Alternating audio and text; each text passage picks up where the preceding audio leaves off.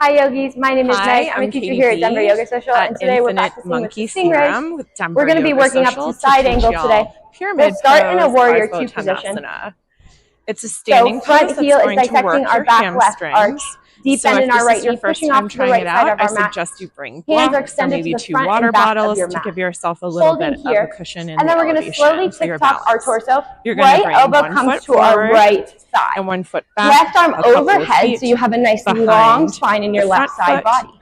You can To hold here. increase the difficulty of Or the if you would pose, like a little bit you more can of an widen your advanced posture, stance. you can drop Make your sure right that your arm on feet the are on 2 inside of separate your train right knee. tracks for This stability.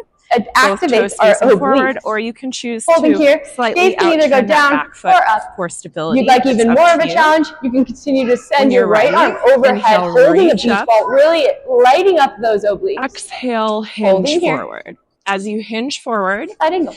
push into the front big toe so that your hips